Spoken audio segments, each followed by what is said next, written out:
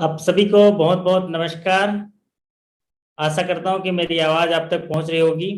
और अगर जो साथी सेशन में जुड़े होंगे तो मैं आप सभी को आज के सेशन में स्वागत करता हूं। लेकिन इसके पहले सेशन की शुरुआत करें, जरा ये लिंक मैं अपने साथियों को साझा कर दूं या आप लोग भी साझा कर दीजिए ताकि और भी साथी जो हैं हमारे साथ जुड़ जाएं। फिर हम लोग आज के सेशन की शुरुआत करेंगे। आज हम लोग एक इम्पोर्टेंट टॉपिक पे चर्चा करने वाले हैं, जो भारत सरकार की एक महत्वाकांक्षी सेविंग डिपॉजिट एग्जाम जो स्कीम है, और साथ ही साथ एग्जाम के दृष्टिकोण से भी काफी इम्पोर्टेंट है, पब्लिक प्रोविडेंट फंड। मतलब जितने भी सारे प्रमोशन एग्जाम होते हैं उसमें एक या दो सवाल तो पब्लिक प्रोविडेंट फंड के होते हैं, कम से कम एक सवाल जो है अपना स्थान सुनिश्चित करता है। तो इसीलिए ये काफी इम्पोर्टेंट टॉपिक है और आज इस पर हम लोग चर्चा करेंगे। और बहुत सारे साथियों के सवाल भी आ रहे थे, इसमें कंफ्यूजन होते थे और उनके सवाल जो है गलत हो जाते थे। तो आज के सेशन में हम लोग उन पर चर्चा करेंगे और जानने की कोशिश करेंगे कि क्या क्या चीज इंपॉर्टेंट है पब्लिक प्रोविडेंट से जुड़े हुए। तो रणवीर चौधरी जी नमस्कार, स्वागत है। और भी साथी जरा फटाफट जुड़ जाएं तो फिर हम लोग आज जो है सेशन में चर्चा करेंगे पब्लिक प्रोविडेंट फंड के बारे में। और पब्लिक प्रोविडेंट फंड जिसको सार्वजनिक भविष्य निधि खाता बोलते हैं, एज ए बैंकर होने के नाते हमें इसको अच्छे से जानना भी बहुत जरूरी है। और एग्जाम के दृष्टिकोण से भी ये काफी जो है महत्वपूर्ण है। और आज उन सभी पहलुओं पर चर्चा करेंगे और जो मन में आपके डाउट है उस डाउट पे भी चर्चा करेंगे कि पब्लिक प्रोविडेंट फंड से जुड़े हुए जो आप कई सारे चेंजेस हुए हैं उन पर भी चर्चा करेंगे। क्या क्या सवाल पूछे जाते हैं उस पर भी चर्चा करेंगे। तो जरा हमारे साथियों से इजाजत ले लें और औपचारिक तौर से सभी साथियों को नमस्कार करते हुए आज के सेशन में हम उनका स्वागत करते हैं। सुदीप जी, पुरुषोत्तम जी, प्रवीण जी, चलिए आप सभी का स्वागत है। आज के सेशन में हम लोग चर्चा करेंगे पब्लिक प्रोविडेंट फंड, एक जो गवर्नमेंट की सेविंग डिपॉजिट स्कीम है पब्लिक प्रोविडेंट फंड, और एक लॉन्ग टर्म इन्वेस्टमेंट के तौर पे इसको देखा जाता है। तो सरकार एवं लोगों के लिए तो काफी महत्वपूर्ण है ही है। उसके महत्वपूर्ण फीचर्स क्या हैं, साथ ही साथ हमारे लिए महत्वपूर्ण ये है क्योंकि ये एग्जाम के दृष्टिकोण से काफी महत्वपूर्ण है। तो चलिए आज के सेशन की शुरुआत करते हैं और मैं ये आपके साथ ये लिंक साझा कर रहा हूं, तो आप लोग फटाफट जुड़ जाइए। और आज हम लोग पब्लिक प्रोविडेंट फंड के बारे में चर्चा करने वाले हैं। तो जरा सभी साथी कमेंट करके बता दें ऑडियो वीडियो क्लियर है, आप तक पहुंच रहा है। तो हम लोग आज के सेशन पर चर्चा स्टार्ट करेंगे। आज हम लोग करने वाले हैं पब्लिक प्रोविडेंट फंड सार्वजनिक भविष्य निधि खाता के बारे में जानकारी जानने की कोशिश करेंगे। और वो कौन से इंपॉर्टेंट सवाल हैं जो इनसे पूछे जा सकते हैं, तो उनके बारे में हम लोग जानेंगे। तो आज इस सेशन में हम लोग बात करेंगे पब्लिक प्रोविडेंट फंड की। तो बहुत बढ़िया, अभी सब लोगों ने कहा क्लियर है, सुदीप जी बहुत बढ़िया। तो जो पब्लिक प्रोविडेंट फंड है, जो भी हमारे कस्टमर आते हैं बैंक में, उनके उनके लिए क्या इंपॉर्टेंट है, क्या अच्छाई है इसमें, उसको जब आप जान लेंगे इस वीडियो के माध्यम से तो आपको एक अच्छा लगेगा उस सेवा विस्तारित करने के लिए। और साथ ही साथ एग्जाम के दृष्टिकोण से भी आपको इम्पोर्टेंट क्या है वो पता चलेगा। तो चलिए आज लिए चलता हूँ आपको पब्लिक प्रोविडेंट फंड के बारे में जानकारी। तो सबसे पहले कोई भी योजना आती है तो उस योजना के बारे में हम लोग जानने की कोशिश करते हैं कि योजना की शुरुआत कहाँ से हुई है। तो पहला प्रश्न मन में ये आता है कि योजना की शुरुआत कहाँ से हुई है। तो आइए अब जानते हैं कि योजना की शुरुआत कहाँ से हुई है। तो पब्लिक प्रोविडेंट फंड के बारे में अगर पहली कोई जानकारी है तो इंडिया में जो पब्लिक प्रोविडेंट फंड है उसको इंट्रोड्यूस किया गया 1968 में। तो 1968 में 15 जून 1968 को मिनिस्ट्री ऑफ फाइनेंस के माध्यम से पब्लिक प्रोविडेंट फंड को इंट्रोड्यूस किया गया।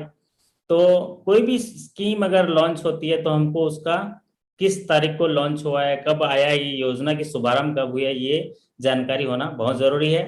तो सार्वजनिक भविष्य निधि खाता पब्लिक प्रोविडेंट फंड जिसको बोलते हैं, इसकी शुरुआत 1968 में की गई। और अगली महत्वपूर्ण बात इससे जुड़ी है कि इसका उद्देश्य क्या था, इस योजना को लाने के पीछे इनका उद्देश्य क्या था। तो भारत सरकार का इस योजना को लाने के लिए जो उद्देश्य था, to mobilise small saving in the form of investment.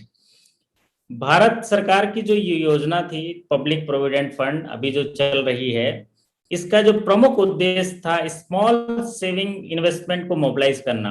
तो स्मॉल सेविंग डिपॉजिट के तहत इसको देखा जाता है, to mobilise small saving in the form of investment. लोगों से स्मॉल सेविंग के रूप में इन्वेस्टमेंट को बढ़ावा देने के लिए पब्लिक प्रोविडेंट फंड की शुरुआत की गई थी और इसके फायदे को विस्तारित किया गया था। एक तो लोगों को बचत के लिए जो है आदत डालने के लिए सेविंग की आदत डाला जाए, जिसके लिए उनको टैक्स में छूट दी जा रही है।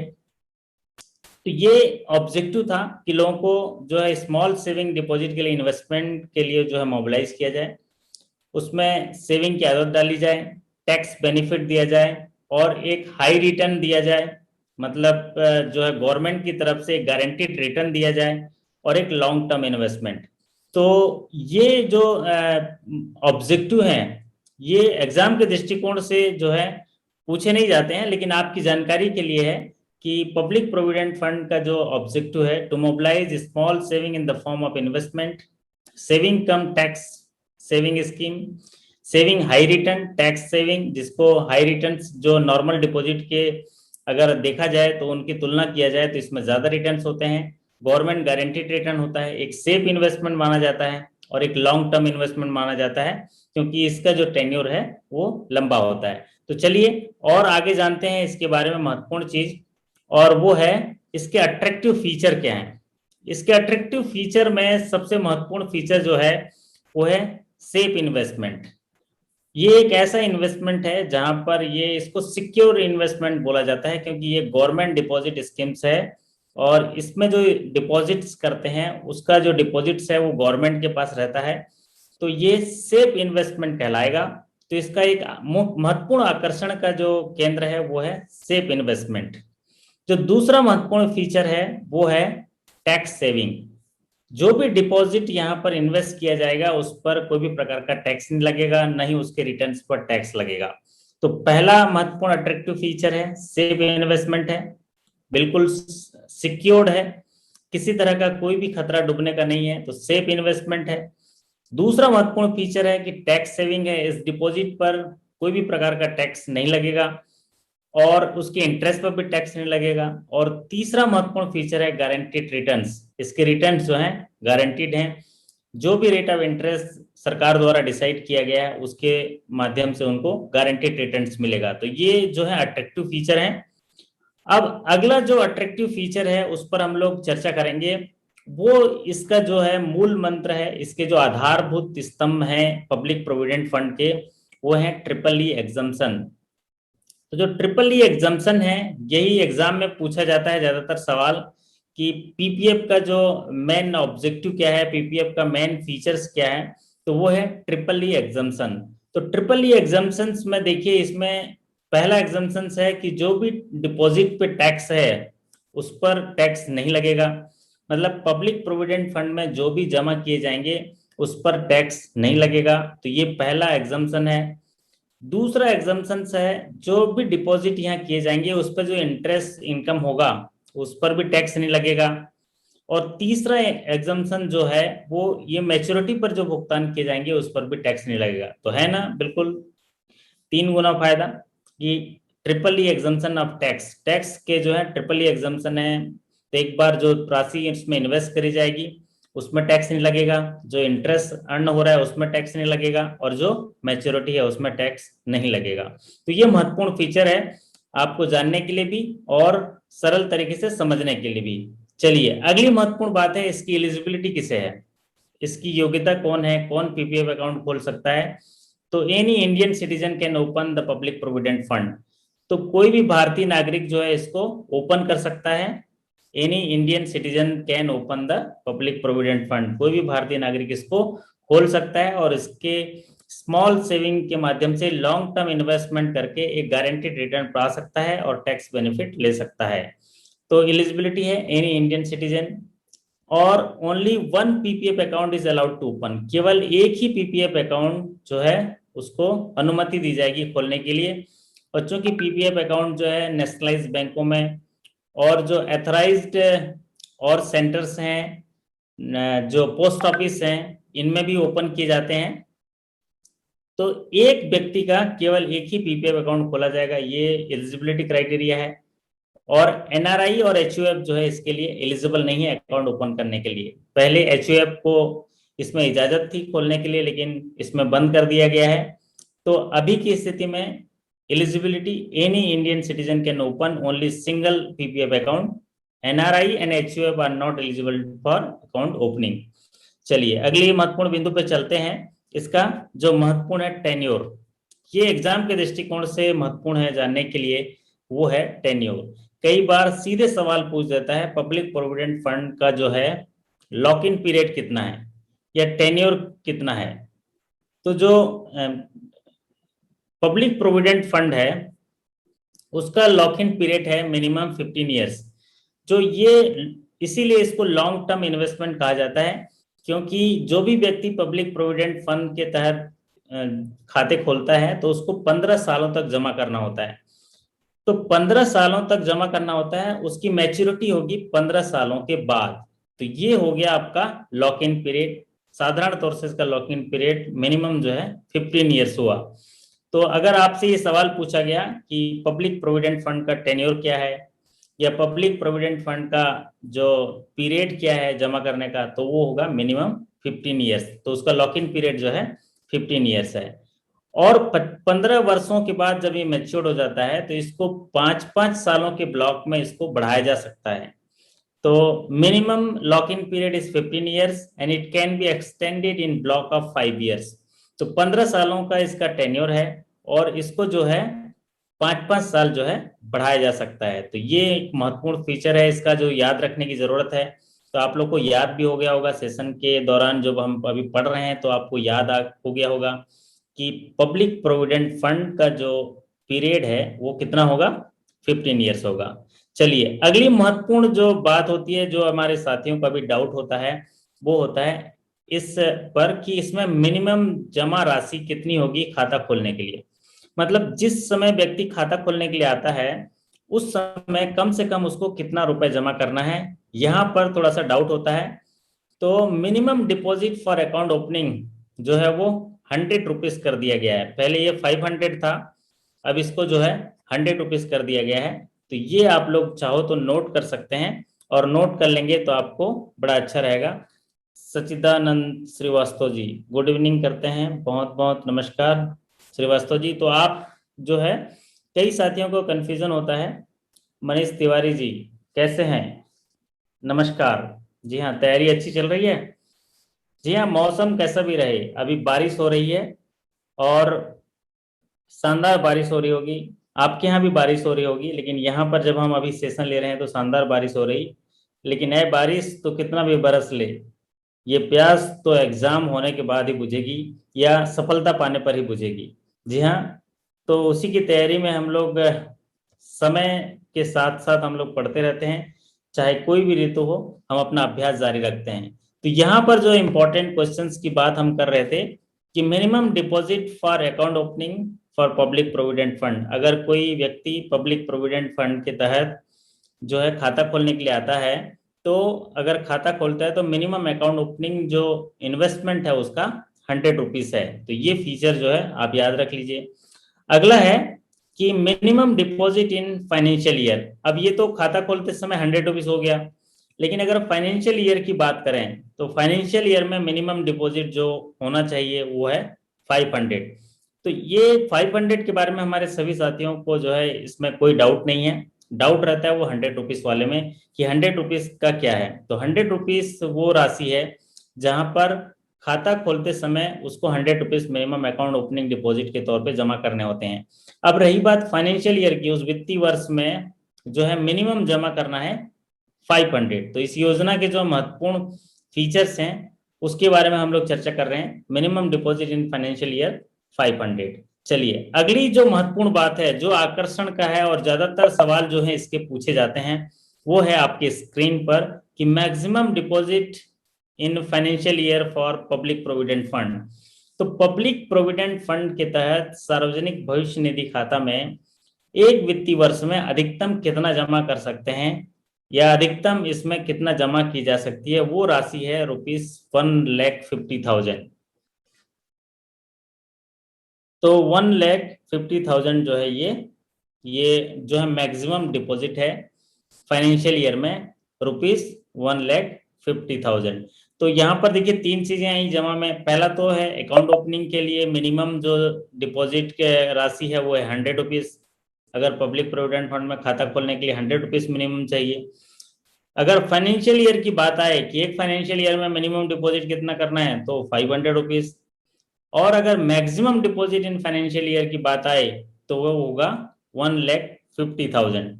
तो जी हाँ, 1,50,000 मैक्सिमम साल में इसमें जमा कर सकते हैं और जो है पब्लिक प्रोविडेंट के तहत जो भी लाभ है उसका लाभ ले सकते हैं। अब अगला अब बात आता है इसका इंस्टॉलमेंट का।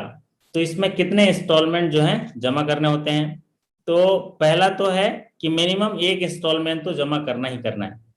मतलब साल भर में मिनिमम एक बार जो है जमा करना ही करना है और अधिकतम 12 बार जमा कर सकते हैं, क्योंकि साल भर में 12 महीने होते हैं। तो 12 महीने जो होंगे वो मैक्सिमम जमा कर सकते हैं 12 बार। मतलब एक व्यक्ति अगर पब्लिक प्रोविडेंट फंड में खाता खोलता है तो वो साल भर के अंदर 12 से ज्यादा जमा नहीं कर सकता। ये बात हम इसके तहत जान सकते हैं। तो यहाँ पर क्या है कि मिनिमम जो है एक बार जमा करना है। और मिनिमम फाइनेंशियल ईयर की बात करें तो कितना मिनिमम होगा, 500। और खाता खोलने की बात करें तो ₹100। और साल भर में अधिकतम की बात करें तो 1,50,000 रुपए। और मिनिमम कितने बार जमा करना है, एक बार अनिवार्य रूप से जमा करना है। और अधिकतम कितने बार जमा करना है, 12 बार अधिकतम जमा कर सकता है।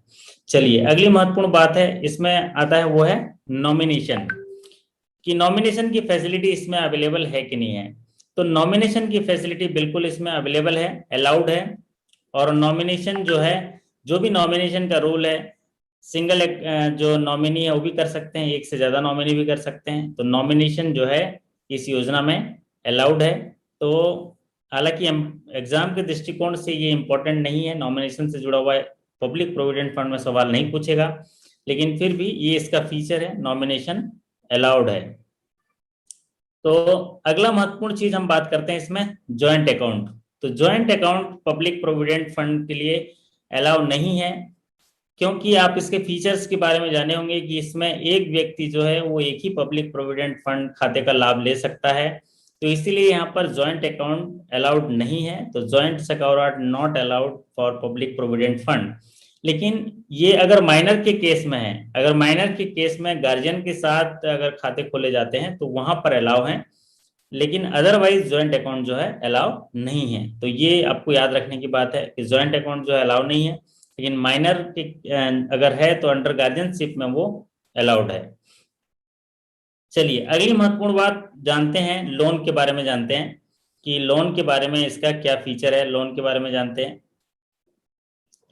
तो यहाँ पर देखिए, अगर पब्लिक प्रोविडेंट फंड में जहां राशि जमा हो रही है तो वहां पर जो है लोन अवेलेबल है। और लोन अवेलेबल जो है वो कब होता है, लोन जो अवेलेबल है तीसरे साल, मतलब दूसरा साल जैसे ही खत्म होता है उसके बाद 3 साल से लेके 5 साल के बीच जो है लोन उनको अवेलेबल हो जाएगा।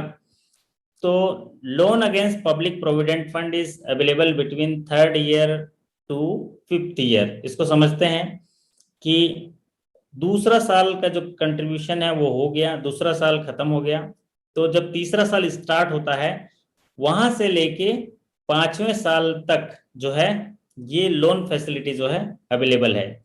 अब वो लोन जो है कितना मिलेगा, पब्लिक प्रोविडेंट फंड के अगेंस्ट जो लोन है वो मिलेगा कि जो प्रिसीडिंग ईयर में जो उनका बैलेंस है, एप्लीकेशन ईयर का जो बैलेंस है उसका 25% मिलेगा। तो maximum loan is 25% of preceding the loan application year. जिस साल लोन लेने के लिए अप्लाई कर रहे हैं उसके पिछले साल में जितना जमा हुआ था उसका 25% जो है वो मैक्सिमम लोन मिल सकता है, जिसको 24 महीनों में रिटर्न करना है। मतलब 5 सालों के अंदर जो है रिटर्न करना है, रिपेबल विद इन 24 मंथ्स। तो रिपेबल विद इन 24 मंथ्स जो है इसको रीपे करना है। और सेकंड लोन भी ले सकते हैं, बशर्ते जो है फर्स्ट लोन जो है क्लोज हो गया हो, और वो भी 6वां साल स्टार्ट होने से पहले, मतलब 5वां साल समाप्त होने तक। तो यहाँ लोन से संबंधित इतनी जानकारी रख लीजिए कि तीसरे साल से लेके 5वें साल के बीच लोन मिल जाएगा। मैक्सिमम जो डिपॉजिट अमाउंट है उसका 25% मिल जाएगा, और जो 24 मंथ्स में रिपेबल होगा, और सेकंड लोन भी मिल जाएगा बशर्ते पहला लोन क्लोज हो गया हो और 6 साल से पहले जो है वो मिलेगा, उसके बाद नहीं मिलेगा। तो ये महत्वपूर्ण फीचर है। अब बात करते हैं अगला जो फीचर्स के बारे में। तो अगला फीचर्स है वो है विड्रॉल। तो अभी हम बात कर रहे थे लोन के बारे में, अब बात करते हैं विड्रॉल के बारे में कि विड्रॉल किस तरीके से होगा और कैसे कैसे विड्रॉल मिलेगा। क्योंकि मैच्योरिटी पर कैसे विड्रॉल मिलेगा, फिर प्रीमेच्योर क्लोजर इसमें अवेलेबल है क्या, या फिर उसके बाद पार्शियल क्लोजर अवेलेबल है क्या। तो चलिए जानते हैं कि विड्रॉल किस तरह से होगा। तो पहला विड्रॉल तो साधारण तौर से ये समझ लीजिए कि अगर खाता मैच्योर्ड हो गया, और मैच्योर कब होगा, 15 साल पूरे हो गए, तो कोई भी कारण हो तो फुल अमाउंट जो है डिसबर्स हो जाएगा या फुल अमाउंट जो है पे हो जाएगा। ये तो सिंपल सी बात है। पहला कंडीशन ये है कि जो भी खाता मैच्योर्ड हो जाता है पब्लिक प्रोविडेंट फंड का 15 सालों बाद, तो कोई भी कारण से उसका विड्रॉल जो है ले सकते हैं, मतलब 100% विड्रॉल जो है आपको मिल जाएगा। और अगर विड्रॉल नहीं लेंगे तो वो फिर 5-5 साल के ब्लॉक में आगे बढ़ा सकते हैं। अच्छा, दूसरा चीज होता है पार्शियल विड्रॉल। पार्शियल विड्रॉल जो होता है वो आफ्टर 6 ईयर होगा। पार्शियल विड्रॉल एक ऐसा विड्रॉल है जहां से साल भर में एक बार जो है जो बैलेंस बचा है उसका 50% जो है वो विड्रॉल करने की अनुमति दी जाती है। इसको बोलते हैं पार्शियल विड्रॉल। तो पार्शियल विड्रॉल कब होगा, जब 6 साल कंप्लीट हो जाएंगे, उसके बाद कोई भी रीजन देके पार्शियल विड्रॉल जो है वो अलाउ किए जाते हैं, और वो पार्शियल विड्रॉल होगा maximum 50% of the balance of presiding या एप्लीकेशन ईयर होगा। अब एक बात आती है प्रीमेच्योर क्लोजर। तो प्रीमेच्योर क्लोजर का फैसिलिटी भी पब्लिक प्रोविडेंट फंड में है, लेकिन कुछ क्रिटिकल कंडीशंस पर है। जैसे कोई लाइफ थ्रेटनिंग एलिमेंट है, जीवन मरण का सवाल है, जो सब्सक्राइबर है उसका जीवन मरण का सवाल है, कोई मेडिकल इश्यूज है, कोई हायर एजुकेशन की बात हो रही है, इसके लिए आपको डिक्लेरेशन देना पड़ेगा, सपोर्टिंग डॉक्यूमेंट्स देना पड़ेगा, और उसका ड्यू डिलीजेंस किया जाएगा। उसके बाद प्रीमेच्योर क्लोजर अलाउड है आफ्टर 5 ईयर्स, और वो भी फुल अमाउंट। तो यहाँ पर 3 कंडीशन, उसको रिवाइज कर लेते हैं। विड्रॉल के लिए मैच्योरिटी पर 15 साल हो गया तो कोई भी रीजन देने की जरूरत नहीं, फुल अमाउंट जो है पे हो सकता है। और पार्शियल विड्रॉल जो है आफ्टर 6 ईयर किसी भी कारण से 50% ऑफ द बैलेंस निकाल सकते हैं। और प्रीमेच्योर क्लोजर जो है आफ्टर 5 ईयर्स होगा। जो लाइफ थ्रेटनिंग एलिमेंट्स या मेडिकल हायर एजुकेशन जो रीजन है, स्ट्रॉन्ग रीजन होना चाहिए, क्रिटिकल रीजन होना चाहिए, तब जाके आपको उसका फुल अमाउंट मिलेगा प्रीमेच्योर क्लोजर। तो ज्यादातर साथियों को यहीं पर डाउट हो रहा था पार्शियल विड्रॉल का, प्रीमेच्योर क्लोजर का। तो आशा करता हूं कि आप लोगों को ये डाउट जो है क्लियर हो गया होगा। अगर क्लियर हो गया होगा तो एक थम्स अप कर दीजिए तो बड़ा अच्छा लगेगा। यस, मुझे लगेगा कि आप लोग मेरी बातें सुन रहे हैं और समझ रहे हैं, क्योंकि सुनना एक बेहतरीन कला है और ध्यान से सुनना उससे भी बड़ी कला है। आप देखिए ना, बचपन में 5 सालों तक अपने आप को याद कर लीजिए, जीवन के 5 साल तक जो है आप याद कर लीजिए कि हम सबसे ज्यादा कैसे सीखे हैं, कौन से अपने क्वालिटी से सीखे हैं, वो भी सुन सुन के सीखे हैं। पापा बोलो, मम्मी बोलो, ये चाचा है, ये है, स्कूल है, सब है। तो हमारे जो सबसे बड़ी सीखने की जो शक्ति है वो है श्रवण श्रवण शक्ति है। तो श्रवण शक्ति से सीखे हैं, और अगर उस शक्ति का इस्तेमाल आज भी करते हैं तो हम बेहतरीन तरीके से सीखेंगे। बचपन में बहुत ज्यादा तेज सीखते हैं। बच्चे को एक चीज बता दीजिए, वहां पीपल के पेड़ के पास भूत मिलता है, अगर उसके कान में चली गई बात, अब आज तक वो बड़ा भी हो गया होगा ना, तो भी बोल रहा होगा पीपल के पेड़ पास भूत मिलता है। तो सोचिए कितनी बड़ी शक्ति है। उस शक्ति का इस्तेमाल हम लोग भी करते हैं और बेहतरीन तरीके से सीखने की कोशिश करते हैं। चलिए अगली महत्वपूर्ण बात हम लोग बात करते हैं। अभी हम लोग लोन के बारे में बात कर लिए, विड्रॉल के बारे में बात कर लिए, अब बात करते हैं इंटरेस्ट रेट के बारे में। तो पब्लिक प्रोविडेंट फंड में जो इंटरेस्ट रेट है वो गवर्नमेंट द्वारा एवरी क्वार्टर जो है सेट किए जाते हैं। Interest rate is set by government every quarter. तो जो इंटरेस्ट रेट है पब्लिक प्रोविडेंट फंड में वो गवर्नमेंट द्वारा किए जाते हैं और हर क्वार्टर में तिमाही के तौर पे इनको जो इंटरेस्ट रेट डिसाइड किए जाते हैं। तो अगर करंट क्वार्टर का देखेंगे रेट, करंट रेट देखेंगे तो वह 7.10 है, Q1 अप्रैल टू जून 2021। तो आपको 7.10 याद रखना है, क्योंकि ये जो रेट है पिछले जून 2020 से यही रेट चला रहा है। तो 7.10 जो है, अगर एग्जाम में ये सवाल पूछा गया रेट क्या चल रहा है तो 7.10 में टिक लगा दीजिएगा। अदरवाइज ये रेट जो है क्वार्टर वाइज ये चेंज होता है और पिछले जून 2020 से ये रेट में कोई बदलाव नहीं किए गए हैं, अभी ये इतने ही है। तो जी हाँ साथियों, अभी हम लोग पढ़ रहे थे पब्लिक प्रोविडेंट फंड का और उन्हीं पहलुओं को मैं इसमें शामिल किया हूँ जिनको एग्जाम में पूछे जाने की संभावनाएं होती है, एग्जाम के दृष्टिकोण से महत्वपूर्ण होते हैं। तो पब्लिक प्रोविडेंट फंड चूंकि एक महत्वाकांक्षी योजना है इसलिए इससे जुड़े हुए सवाल आते हैं और आपके सवाल जो है इस सेशन को अटेंड करने के बाद बिल्कुल जो है सटीक तरीके से उसके सही ऑप्शन को क्लिक करेंगे, ऐसी मैं आशा करता हूं। और आपको आज एग्जाम का एक जो है टिप्स साझा करना चाहता हूं कि एग्जाम में सफलता पाने के लिए जो है अगर कोई साथी ये दो चीजें कर लेते हैं तो उनको सफलता पाने से कोई नहीं रोक सकता। ये दो चीजें बहुत इंपॉर्टेंट हैं एग्जाम के दृष्टिकोण से। तो एग्जाम्स को क्लियर करने के लिए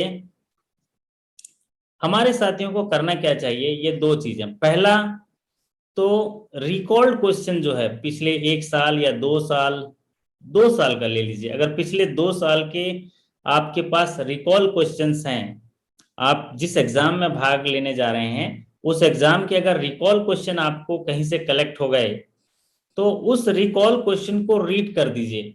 अगर उस रिकॉल क्वेश्चन को रीड कर देते हैं तो यकीन मानिए आपका 70% काम हो गया। जी हाँ, ये दो चीजें अगर आप कर लिए, पहला रिकॉल क्वेश्चन आप रीड कर लीजिए। तो रिकॉल क्वेश्चन रीड करने से क्या है, आपको एग्जाम का ट्रेंड पता चल जाता है, कौन कौन से टॉपिक से सवाल आ रहे हैं ये पता चल जाता है और उनकी कैसी तैयारी करना है ये पता चल जाता है। तो जब आप रिकॉल क्वेश्चंस को रीड कर लेते हैं तो आपकी जो है 70% काम हो जाता है। कौन कौन से भाग को जो है एग्जाम के दृष्टिकोण से वो ट्रेंडिंग पता चल जाता है कि क्या क्या सवाल आने वाले हैं, तो आप फिर क्या करते हो उसके लिए फिर तैयारी करने लग जाते हो। और दूसरा महत्वपूर्ण जो चीज करनी है आपको वो है मॉक टेस्ट। तो मॉक टेस्ट करिए, अभ्यास करिए, क्योंकि ज्ञान होना अलग होता है और मॉक टेस्ट में वहां पर सही निशान लगाना वो अलग होता है। तो ये अभ्यास से ही होता है। आप अभी देखिए पीपीएफ पूरा चीज यहाँ पर आप मेरे साथ पढ़े हैं पीपीएफ, लेकिन अगर पीपीएफ के 25 सवाल में बना के दे दूं तो आपको लगेगा कि थोड़ा सा एक दो सवाल गलत हो जाएंगे। क्यों? क्योंकि वहां पर सवाल थोड़ी सी ट्विस्ट कर देता है, सवाल को पढ़ने की आदत नहीं होती है हमारी, तो इसीलिए हमसे गलती हो जाता है। और ऑप्शन देखिए क्या होता है, सारे ऑप्शन सही लगते हैं लेकिन हमें क्या है एग्जाम में बेस्ट अप्रोप्रिएट जो सटीक जो ऑप्शन है उसको सही लगाना होता है। तो ये दो चीजें हैं आपकी सफलता के आज की टिप्स है। तो हर संडे हम लोग ऐसे टिप्स साझा करेंगे। तो एग्जाम टिप्स में देखिए, पहला रिकॉल क्वेश्चंस कलेक्ट कर लीजिए और दूसरा मॉक टेस्ट कलेक्ट कर लीजिए। तो भरपूर मात्रा में मॉक टेस्ट जो है आप करते रहिए और इसमें अगर आपको किसी को मदद चाहिए मॉक टेस्ट अगर रिकॉल क्वेश्चन में तो बिल्कुल हम मदद करने के लिए तैयार हैं। हमें अच्छा लगेगा अगर आप जो है सफलता को पाएंगे। तो जी हाँ दोस्तों, ये था आज का सेशन जब हम चर्चा कर रहे थे आज सेशन में पब्लिक प्रोविडेंट फंड के बारे में। तो आप सभी ध्यानपूर्वक सुने, आपका हौसला अफजाई करता हूं कि माना कि आज बड़ी तकलीफें हैं, माना कि आज बड़ी तकलीफें हैं, पर यकीन मानिए मेरे दोस्त कल देखिए कामयाबी भी बड़ी होगी। जी हाँ, माना कि आज बड़ी तकलीफें हैं, बाहर मौसम खराब है, बारिश हो रही है, कोरोना काल है, लॉकडाउन लगा हुआ है, बहुत सारी तकलीफें हैं, एग्जाम पोस्टपोन्ड है, कहीं से मिलना जुलना नहीं हो पा रहा है, बहुत सारे आने जाने की असुविधा है। तो बहुत सारी तकलीफें हैं लेकिन यकीन भी रखना होगा कि कल जो है आपकी कामयाबी भी बड़ी होगी।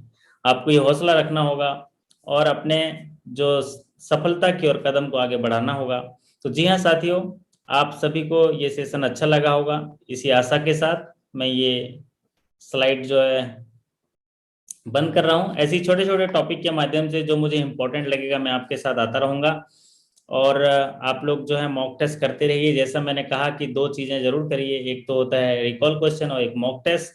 तो फिर जो है कल किसी दूसरे सेशन के साथ, किसी नए टॉपिक के साथ मुलाकात होगी। आप सभी के सफलता और सकुशलता की कामना करते हुए आपसे विदा लेता हूं। अगर आपको कोई टॉपिक पे